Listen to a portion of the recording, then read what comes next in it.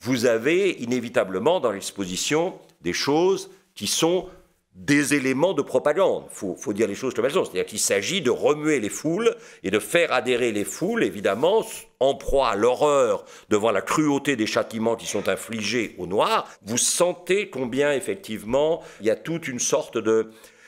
comment dirais-je, de manière de travailler l'opinion publique pour qu'elle renonce à cette espèce de sentiment de supériorité, etc., pour entrer dans un regard sur l'égalité et puis sur la spécificité absolument inaliénable de toute personne. Alors là, vous avez un personnage, là aussi, dont je suppose vous aviez assez peu entendu parler jusqu'à aujourd'hui, qui s'appelle Marcel-Antoine Verdier. La toile date de 1843, elle est à l'exposition et elle s'appelle « Le châtiment des 4 piquets dans les colonies ».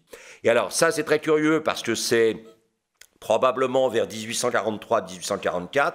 Regardez ça, c'est extraordinaire, c'est 1851.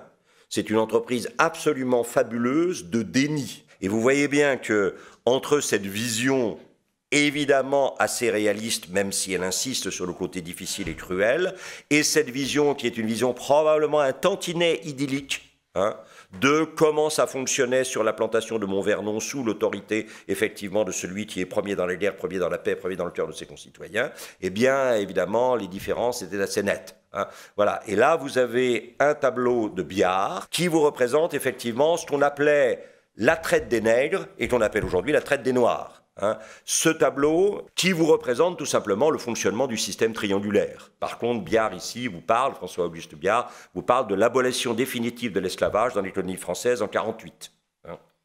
Parce que, vous savez, le fils du notaire d'Ajaccio, qui était plutôt favorable à l'abolition de l'esclavage au début, quand il a été pris par des fonctionnements impériaux, il a été beaucoup moins sensible à.